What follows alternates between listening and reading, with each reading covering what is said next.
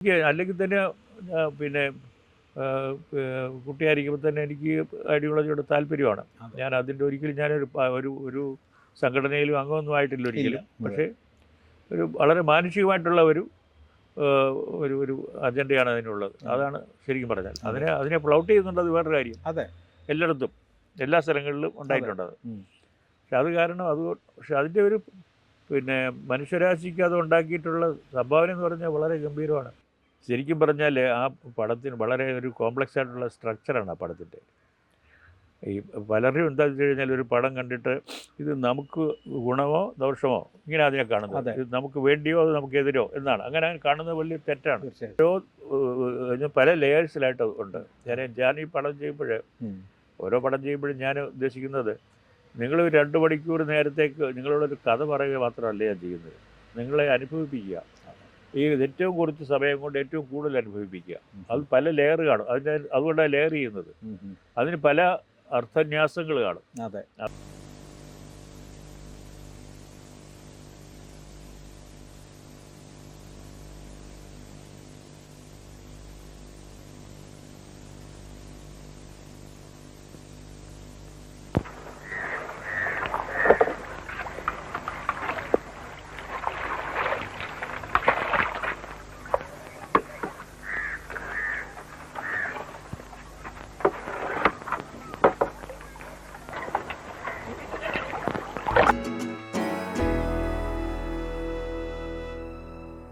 അടുത്ത സിനിമ ഒരുപക്ഷെ കേരളത്തിൽ ഒരു വിവാദ വിഷയമായ സിനിമ എന്ന് പറയാൻ അടൂരിൻ്റെ സിനിമ എടുക്കുകയാണെങ്കിൽ മുഖാമുഖമാണ് കുറച്ചെങ്കിലും.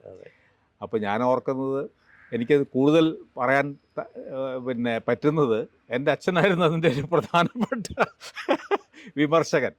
ഞാനത് അച്ഛനോട് സംസാരിച്ചു. അച്ഛനാണെങ്കിൽ അടൂരിൻ്റെ വലിയ ആരാധകനും വലിയ ഇഷ്ടക്കാരനും ഒക്കെയാണ്. ആ സ്വയംവരം കാലം മുതൽ അതിനെപ്പറ്റി പറയുകയും എഴുതുകയും ഒക്കെ ചെയ്തുകൊണ്ടിരുന്നു. ആ സമയത്ത് ഈ കുമാരസംഭവത്തിന് അവാർഡ് കിട്ടി, ഇതിന് കിട്ടാതൊക്കെ എന്തൊക്കെയാണ് വലിയ ബഹളമൊക്കെ ഉണ്ടാക്കിയതൊക്കെ ഓർമ്മയുണ്ട്. പിന്നെ ഈ മുഖാമുഖം വന്നപ്പോഴേക്കുമാണ് അതൊരു കമ്മ്യൂണിസ്റ്റ് വിരുദ്ധ പടമാണെന്ന് തോന്നിയതും അത് വലിയ ചർച്ചാ വിഷയമായത്. മുഖാമുഖത്തിലേക്കുള്ള ഒരു കടന്നുവരവ്, ആ ആശയം എങ്ങനെയായിരുന്നു അടൂരിൽ വന്നത്? നേരത്തെ തന്നെ ഒരു ആദർശ സുരഭിലമായ ഒരു കാലം എന്നതിൽ നിന്ന് മാറുന്നു എന്നുള്ളതല്ലാതെ ഈ കമ്മ്യൂണിസ്റ്റ് പാർട്ടിയും ഒക്കെ അതിനകത്ത് ഒരു നിമിത്തമായി എന്നുള്ളത് ആയിട്ടേ തോന്നിയുള്ളൂ. ഒരു വ്യക്തിയുടെ ഒരു എവല്യൂഷൻ. വ്യക്തി എന്ന് പറഞ്ഞാൽ ഞാൻ അത്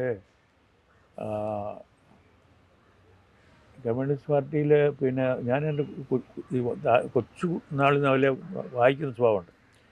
അതുകൊണ്ട് എൻ്റെ പ്രായത്തിലുള്ളവരും എൻ്റെ ഇമ്മീഡിയറ്റ്ലി സീനിയറായിട്ടുള്ളവരും ഒക്കെ എന്നെ ഒരു കമ്മ്യൂണിസ്റ്റുകാരെന്നാണ് അവരെന്നെ കണ്ടിരുന്നത്. കാരണം എല്ലാത്തിലും എനിക്കൊരു അഭിപ്രായം ഉണ്ടായിരുന്നു. എല്ലാത്തിലും സ്വതന്ത്രമായ അഭിപ്രായം ഉണ്ടായിരുന്നു. അതുകൊണ്ട് അതിൻ്റെ അർത്ഥം ഒരു സ്വതന്ത്ര ചിന്ത എന്നേ ഉള്ളൂ, അതിനപ്പുറമായിട്ടില്ല. അത് കാരണം എനിക്ക് അല്ലെങ്കിൽ തന്നെ പിന്നെ കുട്ടിയായിരിക്കുമ്പോൾ തന്നെ എനിക്ക് ഐഡിയോളജിയോട് താല്പര്യമാണ്. ഞാൻ അതിൻ്റെ ഒരിക്കലും ഒരു സംഘടനയിലും അംഗമൊന്നും ആയിട്ടില്ല ഒരിക്കലും. പക്ഷേ ഒരു വളരെ മാനുഷികമായിട്ടുള്ള ഒരു അജണ്ടയാണ് അതിനുള്ളത്. അതാണ് ശരിക്കും പറഞ്ഞാൽ. അതിനെ പ്ലൗട്ട് ചെയ്യുന്നുണ്ടത് വേറൊരു കാര്യം. എല്ലായിടത്തും എല്ലാ സ്ഥലങ്ങളിലും ഉണ്ടായിട്ടുണ്ടത്. പക്ഷെ അത് കാരണം പക്ഷെ അതിൻ്റെ ഒരു പിന്നെ മനുഷ്യരാശിക്ക് അത് ഉണ്ടാക്കിയിട്ടുള്ള സംഭാവന എന്ന് പറഞ്ഞാൽ വളരെ ഗംഭീരമാണ്. മുതലാളിത്ത രാഷ്ട്രങ്ങൾ പോലും അതിൻ്റെ ഇൻഫ്ലുവൻസ് അവരുണ്ട്. അവരുടെ വെൽഫെയർ സ്കീംസ് മുഴുവൻ എന്തുവാ, തീർച്ചയായിട്ടും മുഴുവനും അതാണ്. അപ്പോൾ അല്ലെങ്കിൽ അങ്ങനെ ഒരു സാധനം കാണുകയുണ്ടായിരുന്നില്ല. വെൽത്ത് ഉണ്ടാക്കുക, അത് മറ്റുള്ളവരെല്ലാം അങ്ങനെ കഴിഞ്ഞോട്ടെന്ന് കരുതുക, അങ്ങനെ ആയിരുന്നു. പക്ഷെ മറ്റ് വേറൊരു രീതിയിൽ ചിന്തിക്കാൻ മനുഷ്യരാശിയെ പ്രേരിപ്പിച്ചത് ഈ ഐഡിയോളജിയാണ്. മുതലാളിത്തത്തെ തന്നെ കുറച്ച് മനുഷ്യത്വം കൊണ്ടുവരിക അതിലേക്ക്. അതെ. അപ്പോൾ അങ്ങനെ അത്രമാത്രം ശക്തമായിട്ടുള്ള ഒരു ഐഡിയോളജി അത്. അതിൽ നമ്മൾ ആകൃഷ്ടനാകാതിരിക്കാൻ ഒക്കുകയില്ല. അല്ലെങ്കിൽ ഭർത്താവും കാരണമല്ലോ വേണ്ടി വരും. പക്ഷെ ഇവിടെ ശരിക്കും പറഞ്ഞാൽ ആ പടത്തിന് വളരെ ഒരു കോംപ്ലക്സ് ആയിട്ടുള്ള സ്ട്രക്ചറാണ് ആ പടത്തിൻ്റെ. ഈ പലരും എന്താ വെച്ച് കഴിഞ്ഞാൽ ഒരു പടം കണ്ടിട്ട് ഇത് നമുക്ക് ഗുണമോ ദോഷമോ ഇങ്ങനെ അതിനെ കാണുന്നത്. ഇത് നമുക്ക് വേണ്ടിയോ അത് നമുക്ക് എതിരോ എന്നാണ്. അങ്ങനെ കാണുന്നത് വലിയ തെറ്റാണ്. കാരണം ഞാൻ ഈ തോപ്പിൽവാസിയുടെ ഒളിവിലെ ഓർമ്മകൾ നാടകമാക്കിയിട്ട് അത് ഉദ്ഘാടനം ചെയ്യാൻ വേണ്ടിയിട്ട് ഞാൻ തന്നെ വേണമെന്ന് നിർബന്ധം പറഞ്ഞു. ശരി, ഞാൻ എന്തിനാ നിർബന്ധിക്കുന്നത്, ഞാൻ എന്തിനാണെന്ന് ചോദിച്ചു ഞാൻ. അപ്പോൾ അത് പറയാം. എന്നിട്ട് അവിടെ എന്തുകൊണ്ട് അടൂർ ഗോപാലകൃഷ്ണൻ ഈ നാടകം ഉദ്ഘാടനം ചെയ്യണമെന്ന് ഞാൻ നിർബന്ധിച്ചു എന്നും പറഞ്ഞാൽ പുള്ളിയുടെ ആമുഖ പ്രസംഗം. തോപ്പിൽവാസിയുടെ. ആ അപ്പോഴാണ് ഇവിടെ സകല ആളുകളുണ്ട്, എല്ലാ EMS-ഉം പിന്നെ അച്യുത മേനോനും എല്ലാ പാർട്ടികളുടെ എല്ലാ ടോപ്പ് ആളുകൾ മുഴുവനും ഉണ്ടെന്ന്.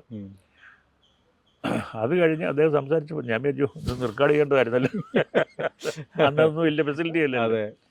അത് കഴിഞ്ഞ് എന്നോട് സംസാരിക്കാൻ പറഞ്ഞു. ഞാനപ്പോൾ ഉദ്ഘാടന പ്രസംഗം ഞാൻ പറഞ്ഞത് ഇത് കമ്മ്യൂണിസ്റ്റ് പാർട്ടിയുടെ അതിൻ്റെ നിയമാവലിക്കകത്ത് പെട്ടിരിക്കുന്ന ഒരാളിന് എടുക്കാൻ ഒക്കുന്ന സിനിമയല്ല, അതുപോലെ ഈ ഐഡിയോളജിയോട് വിരോധമുള്ള ഒരാൾക്കും എടുക്കാൻ ഒക്കുന്നതല്ല. ഇതൊരു പാവം സാധാരണ മനുഷ്യൻ്റെ ഇങ്ങനെ ഒരു ഐഡിയോളജിക്ക് പിന്നെ അപജയം സംഭവിച്ചാൽ ഉണ്ടാകുന്ന, അല്ലെങ്കിൽ അതിൻ്റെ ആബ്സെൻസ് ശരിക്കും പറഞ്ഞാൽ അവരുടെ പ്രസൻസ് ശരിക്കും ഉണ്ടായിരിക്കുന്ന സമയത്ത് അവർക്ക് പാർട്ടി തന്നെ സ്പ്ലിറ്റ് ചെയ്ത് അതിൽ തന്നെ അഭിപ്രായ പിന്നെ പിന്നെ സംശയങ്ങളും ഒക്കെ ഉണ്ടാക്കത്തക്ക രീതിയിൽ ഉണ്ടായ ഒരു അവസ്ഥയെ പറ്റിയുള്ള സാധാരണക്കാരൻ്റെ ആകുലതകളാണ് ശരിക്കും പറഞ്ഞാൽ അതിനകത്ത് അടിയിലുള്ളത്. പക്ഷെ ഞാനത് ചെയ്തിരിക്കുന്നത് വളരെ കോംപ്ലക്സ് ആയിട്ടൊരു സ്ട്രക്ചർ കൊടുത്തിരിക്കുന്നത്, ഒരു പാർട്ടി പ്രവർത്തകൻ അന്നത്തെ പാർട്ടി ബാൻ ചെയ്തിരിക്കുന്ന ഒരു പീരീഡിൽ, കമ്മ്യൂണിസ്റ്റ് പാർട്ടി ബാൻ ചെയ്തിരിക്കുന്ന ഒരു പീരീഡിൽ അണ്ടർഗ്രൗണ്ടായിട്ട് പോകുമായിരുന്നു പ്രവർത്തകർ. അവരുടെ പേരിലല്ലാതെ, ഇതൊക്കെ സത്യങ്ങളാണ്, അല്ലാതെ ചരിത്രപരമായ സത്യങ്ങളാണ്. വേറൊരു സ്യൂഡോ നെയിം വെച്ചിട്ട് അവർ പ്രവർത്തനം നടന്നിരുന്നു. ആരായി അപ്പോൾ ഈ എലിപ്പത്തായം പോലുള്ള ഒരു പടത്തിൽ ആ കഥാപാത്രത്തെ പറ്റി നിങ്ങൾക്ക് എല്ലാം അറിയാം. അതെ, കാരണം അയാളെ മൈക്രോസ്കോപ്പിന് കീഴിൽ വെച്ചാണ് നമ്മൾ കാണുന്നത്. അയാളുടെ ചിന്തകളും എല്ലാം നമുക്ക് ഈ കാഴ്ചക്കാരന് കിട്ടും. പക്ഷേ ഈ പടത്തിൽ ഞാൻ ചെയ്ത എക്സ്പെരിമെൻറ്റ്, നിങ്ങൾ ആ പടം മുഴുവൻ കണ്ടു കഴിഞ്ഞാൽ ഇയാൾ ആരാണെന്ന് നിങ്ങൾ അറിയത്തില്ല. ജസ്റ്റ് ഓപ്പോസിറ്റാണ്. അതായത് ക്യാരക്ടറൈസേഷൻ എന്ന് പറയുന്ന തിയറിയുടെ കംപ്ലീറ്റ്ലി ഓപ്പോസിറ്റാണിത്. അതാണ് ഒരു ലെവല് ഈ പടത്തിൻ്റെ. അതാണ് ഒരു അതിൻ്റെ ഒരു പരീക്ഷണം, ഒരു പരീക്ഷണ ഭാഗം അതാണ്. അതൊന്ന്. രണ്ട്, ഈ പാർട്ടി പ്രവർത്തകൻ എന്ന് പറയുന്ന ആൾ വളരെ ആദർശശാലിയായിട്ടുള്ള ശ്രീധരനാണ്. അയാളാണ് ഇതിലെ ക്യാരക്ടർ എന്ന് പറയുന്നത്. അയാൾ ഈ ആളുകളുടെ, ഈ നാട്ടിലുള്ള അയാളുമായിട്ട് പല രീതിയിൽ ബന്ധപ്പെട്ടിട്ടുള്ള ആളുകളുടെ ഓരോരുത്തരുടെയും ഓർമ്മകളിൽ കൂടി ഉരുത്തിരിഞ്ഞ് വരികയാണ് ഒരു കഥാപാത്രം. അവരുടെ എല്ലാ ഓർമ്മകളും ഇങ്ങനെ ആൾ ഉണ്ടായി വരിക. So it is the result of all these people's long wish to have him back. അങ്ങനെ അദ്ദേഹം വരുന്നു. ഇന്നത്തെ അവസ്ഥ മോശമായതുകൊണ്ടാണ് ഇദ്ദേഹത്തിനെ പറ്റി ഓർമ്മിക്കുന്നത്. അന്നിങ്ങനെ ഒരാളുണ്ടായിരുന്നതാണ്, എന്താ സംഭവിച്ചത് എന്നൊക്കെ പറഞ്ഞിട്ട് അവർ തുടങ്ങുന്നതാണ്. ഇതിൽ ഏറ്റവും ഇൻറ്റൻസ് ആയിട്ടുള്ളത് പല ലെവലിലുള്ളവരുണ്ട്. പാർട്ടി സഹാക്കളുണ്ട്, നാട്ടുകാരുണ്ട്, പിന്നെ മറ്റ് പരിചയക്കാരുണ്ട്. ഇവരെല്ലാം അതിനകത്ത് വരുന്നുണ്ട്, അവരുടെ എല്ലാ ഓർമ്മകൾ വരുന്നുണ്ട്. പക്ഷേ ഏറ്റവും ഇൻറ്റൻസ് ആയിട്ട് വരുന്നതെന്ന് പറയുന്നത് 10 വർഷം മുമ്പ് അയാൾക്കുണ്ടായ കുട്ടി, അയാൾക്ക് 10 വയസ്സായി. എല്ലാവരും പറഞ്ഞ് ഇയാളെ പറ്റിയുള്ള ഇങ്ങനെ കേട്ടുകേഴ്വികൾ മാത്രമേ ഉള്ളൂ. അച്ഛനെ കാണാനുള്ള അയാളുടെ ഇൻറ്റൻസ് ആയിട്ടുള്ള ആഗ്രഹം. അതിനടുത്ത് പിന്നെ ഉള്ളത് അമ്മയാണ്. അമ്മയ്ക്കും അയാളൊന്ന് വന്ന് കാണാനായിട്ടുള്ള ഇതാണ് ഏറ്റവും ഇന്നർമോസ്റ്റ്, അയാളുടെ ഏറ്റവും ക്ലോസസ്റ്റ് ലെവലിലുള്ള ആഗ്രഹം അതാണ്. ഇവരെല്ലാവരും കൂടെ ചേർന്നിട്ടാണ് അയാളൊരു ദിവസം വരികയാണ്, അയാളെ ഉണ്ടാക്കുകയാണ്, അതിൽ നിന്ന് സൃഷ്ടിച്ചെടുക്കുകയാണ്. എന്നിട്ട് അതാണ് first half of the film. Second half എന്ന് പറയുന്നത് അയാൾ വരികയാണ്. വരിക എന്ന് പറഞ്ഞു കഴിഞ്ഞാൽ ഇവരുടെ ഭാവനയിൽ ഇവരുടെ സൃഷ്ടിച്ച കഥാപാത്രത്തിന് ഈ 10 വർഷത്തിൽ കൊണ്ട് എന്ത് മാറ്റമാണ് ഉണ്ടായിരിക്കുക എന്നുള്ള ഒരു പോസിബിലിറ്റിയാണ്. ഇയാൾ വന്നാൽ എങ്ങനെ ഇരിക്കും എന്നുള്ളതിൻ്റെ ഒരു പോസിബിലിറ്റിയാണ് ഈ രണ്ടാം ഭാഗം എന്ന് പറയുന്നത്. അത് പോസിബിലിറ്റി ഉപയോഗിക്കുമ്പോൾ എന്താണെന്ന് വെച്ചാൽ ഇയാൾക്ക് എന്തൊക്കെയായിരുന്നു ഉണ്ടായിരുന്നത്. ഈ അണ്ടർഗ്രൗണ്ടിൽ വർക്ക് ചെയ്തിരുന്ന പലർക്കും, ഒരിക്കലും പാർട്ടിക്കാർ സമ്മതിക്കുന്നില്ല, പലർക്കും വയറ്റ് വേദന എന്ന് പറഞ്ഞ സ്ഥിരം രോഗം ഉണ്ടായിരുന്നു. അതിൻ്റെ കാരണം ആർക്ക് പ്രോപ്പറായിട്ട് ആഹാരം കിട്ടത്തില്ല, ആഹാരം കഴിക്കാനൊക്കത്തില്ല, ചികിത്സിക്കാനൊക്കത്തില്ല, ഡോക്ടറെ കാണാൻ വയ്യ, അയാൾ ഇൻകോഗ്നിറ്റീവ് ആയിട്ടാണ് നടക്കുന്നത്. അതുകൊണ്ട് അവരെന്ത് ചെയ്തു, രഹസ്യമായിട്ട് ആരും അറിയാതെ മദ്യപാനം കഴിക്കുമായിരുന്നു. മദ്യപാനം കൊണ്ട് കൂടെ ആ സമയത്തേക്ക് അവർക്കൊന്ന് ഉറങ്ങാൻ പറ്റും, ഈ വേദന ശ്രമിക്കും. ഇങ്ങനെ ഒരു ക്യാരക്ടർ പുള്ളിയിൽ പ്ലാൻ ചെയ്തു ആദ്യത്തെ അതിൽ. അപ്പോൾ അയാളുടെ ഭാര്യയ്ക്ക് മാത്രമേ അറിയാവൂ അങ്ങനെ ഇതുണ്ടെന്ന്, അത് ആരും അറിയണ്ട എന്ന് അങ്ങനെ പറയുന്നുണ്ട്. ഇത് തിരിച്ചു വരുന്ന അയാൾ ഈ 10 കൊല്ലത്തിനകത്ത് ഒരു പോസിബിലിറ്റി എന്ന് പറയുന്നത് ഈ കൂടെ ബിക്കം എ ഡ്രങ്കേർഡ് ബൈ നൗ, ആഡിക്റ്റ് ആയി കാണും. അതാണ് ഒരു പോസിബിലിറ്റി. രണ്ടാമത്തെ പോസിബിലിറ്റി, അയാൾ തിരിച്ചു വരുമ്പോഴത്തേക്ക് ഈ ഒരു വാറിങ് ഗ്രൂപ്പ്സാണ് പാർട്ടി. ഇവർ തമ്മിൽ അവർ ഒരാൾക്കായിട്ട് അലൈൻ ചെയ്യാനോ മറ്റൊരാളുമായിട്ട് എതിർക്കാനോ രണ്ടും പറ്റത്തില്ല. അതെ സോ ഈ ബിക്കംസ് ബിറ്ററോണായിട്ടിരിക്കുക. അതെ ആളുകളെ ഫേസ് ചെയ്യാതിരിക്കാൻ വേണ്ടിയിട്ടാണ് അങ്ങനെ അതെ. പകൽ കിടന്ന് ഉറങ്ങുകയും അതെ. വൈകുന്നേരം ആകുമ്പോഴത്തേക്ക് പോയി മദ്യപാനം ചെയ്യുകയും ചെയ്യുന്നത്. അതെ അതിന് പുള്ളിയുടെ കാശില്ലാത്തതുകൊണ്ട് മോഷ്ടിക്കുന്ന വരെ ഉണ്ട്. അതെ അഡിക്ഷൻ ഉണ്ടാവുന്ന അഡിക്ഷൻ ഉണ്ടാവുന്നതാണ്. അതെ അങ്ങനെയാണ് ഇതിൻ്റെ സ്ട്രക്ചർ മുഴുവൻ അതാണ്. അതെ അതെ അതൊന്ന്. പിന്നെ ഈ പടം എന്ന് പറയുന്നത് നമ്മുടെ ചെറുപ്പത്തെ പറ്റിയാണ്, മനുഷ്യരുടെ എല്ലാം. റൈറ്റ് ഒരു പണ്ട് പറഞ്ഞല്ലേ, ഒരു യുവത്വത്തിൽ ഉം. ഒരു റിബൽ അല്ലെങ്കിൽ അതെ ഒരു കമ്മ്യൂണിസ്റ്റ് അല്ലെങ്കിൽ അതെ അയാൾ അതെ ശരിയല്ല എന്ന് അതെ. പറയല്ലേ. അതെ വളരെ കറക്റ്റാണ്. അതെ അപ്പോൾ അതിൻ്റെ ഭാഗമാണിത്, ഉം. റിവോൾട്ട് എന്ന് പറയുന്നത്. മറുവശം പ്രായമായാലും അതൊക്കെ ഉണ്ടെങ്കിൽ അപ്പോഴും എന്തോ കുഴപ്പമുണ്ട്. അപ്പോഴും അതെ, പ്രായമാകുമ്പോൾ ഇത് മാറിയില്ലെങ്കിൽ അതൊരു കുഴപ്പമാണ്. അതെ അല്ല, അതെ. പക്ഷെ അതിൽ ഇയാൾക്ക് ഇവിടെ വരുമ്പോഴേ ഉണ്ടാകുന്ന ഒരു വ്യത്യാസം, അയാൾക്ക് ആകെ അലൈൻ ചെയ്യാവുന്ന ഉള്ളാലെ തോന്നുന്നത് ആ റിബലുമായിട്ട് മാത്രമാണ്. അതാണ് അതെ അയാൾ വന്ന് സങ്കടങ്ങളൊക്കെ പറയുമ്പോഴും അയാളുമായിട്ടാണ് ഇയാൾക്ക് ഏതെങ്കിലും രീതിയിൽ അലൈൻ ചെയ്യാൻ പറ്റുന്നത്. Correct. Because is A true അതെ അതെ കമ്മ്യൂണിസ്റ്റ്. അതെ അതാണ് അതിൻ്റെ വ്യത്യാസം. തീർച്ചയായിട്ടും അപ്പോൾ ഇത് കമ്മ്യൂണിസത്തിന് നമ്മൾ തുലയ്ക്കാൻ വേണ്ടി ഒരു പടം എടുത്തിരിക്കുന്നതല്ല. അത് ഒരു ധാരണ ഇല്ലാത്തതുകൊണ്ടാണ് അങ്ങനെ. അതെ അത് ഈ ആരെങ്കിലുമൊക്കെ പറഞ്ഞു കൊടുക്കുന്നതാണ്. ഇയാൾ അടൂർ ഭാഷ ഇങ്ങനെ സിനിമ അതെ അതെ കമ്മ്യൂണിസ്റ്റ് പാർട്ടിക്ക് എതിരായിട്ട് പടം എടുത്തിരിക്കുന്നത്, എന്നാൽ പിന്നെ അത് നോക്കാൻ പോവാണ്. അതെ.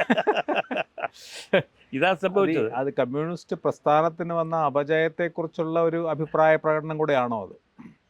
കമ്മ്യൂണിസ്റ്റ് പ്രസ്ഥാനത്തെ എല്ലാത്തരം എന്താ മൂല്യ വ്യവസ്ഥകൾക്കും ഒരു അയ്യോ, പ്രമാണങ്ങൾക്കും കാലം കഴിയുന്നതോടെ പലതരത്തിലുള്ള ച്യുതി ഉണ്ടാവും. അങ്ങനെ വേണമെങ്കിൽ ഇൻഫർ ചെയ്യാവുന്നേ ഉള്ളൂ. അത്രേ ഉള്ളൂ. അതിനെപ്പറ്റി അല്ല പടം. അല്ല അതിനെപ്പറ്റി അല്ല പടം ഈ പറഞ്ഞതിൻ്റെ കൂടെ ഓരോ പല ലെയേഴ്സിലായിട്ട് ഉണ്ട്. ഞാൻ ഈ പടം ചെയ്യുമ്പോൾ, ഓരോ പടം ചെയ്യുമ്പോഴും ഞാൻ ഉദ്ദേശിക്കുന്നത്, നിങ്ങൾ 2 മണിക്കൂർ നേരത്തേക്ക് നിങ്ങളോടൊരു കഥ പറയുക മാത്രമല്ല ഞാൻ ചെയ്യുന്നത്, നിങ്ങളെ അനുഭവിപ്പിക്കുക. ഈ ഏറ്റവും കുറച്ച് സമയം കൊണ്ട് ഏറ്റവും കൂടുതൽ അനുഭവിപ്പിക്കുക. അത് പല ലെയർ കാണും.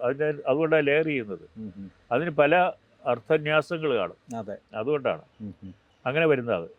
ഈ അടൂരിൻ്റെ രാഷ്ട്രീയത്തിലേക്ക് വരുന്നതിന് മുമ്പ് ഈ പറഞ്ഞ പോലെ ഒരു കൃത്യമായ ഏതെങ്കിലും ഒരു പാർട്ടിയുടെയോ ഒരു ഐഡിയോളജിയുടെ അല്ലെങ്കിലും ഒരു ഹ്യൂമനിസം എന്ന് പറയുന്ന അതെ. ശക്തമായ ആ സിനിമകളിലെല്ലാം നിറഞ്ഞു നിൽക്കുന്നതാണ്. പക്ഷെ അതോടൊപ്പം ഒരു ഗാന്ധി ഗ്രാമിൽ പഠിക്കുന്നു, ഗാന്ധിയോടുള്ള ഒരു വലിയ ആരാധനയുണ്ട്. അപ്പോൾ അടൂരിന് ഇത് ഏതെങ്കിലും ഒരു കള്ളികളിൽ തിരിച്ചിടാവുന്ന തരത്തിലുള്ള ഒരു രാഷ്ട്രീയമുണ്ടോ? അതോ ഇതിൻ്റെ എല്ലാ നന്മകൾ ഉൾക്കൊള്ളുന്ന ഒരു ശരി എന്നാണോ വിശ്വസിക്കുന്നത്? ഞാൻ എൻ്റെ മനസ്സാക്ഷിക്ക് ശരിയെന്നൊന്ന് തോന്നുന്നതിന് ഞാൻ പിന്തുടരുന്നത്. അതിൽ ഞാൻ കണ്ടിട്ടുള്ള ഏറ്റവും ഒരു മാതൃകാ പുരുഷനായിട്ട് ഞാൻ കണ്ടിരിക്കുന്നത് ഗാന്ധിജിയെ തന്നെയാണ്. സംശയമൊന്നുമില്ല. കാരണം എല്ലാ പരിതസ്ഥിതിയിലും എല്ലാ അവസ്ഥയിലും നമുക്കൊരു പരിഹാരമുണ്ട്. ഗാന്ധി അതെ അത്ഭുതമാണത്. തീർച്ചയായിട്ടും അത്ഭുത മനുഷ്യനാണ്.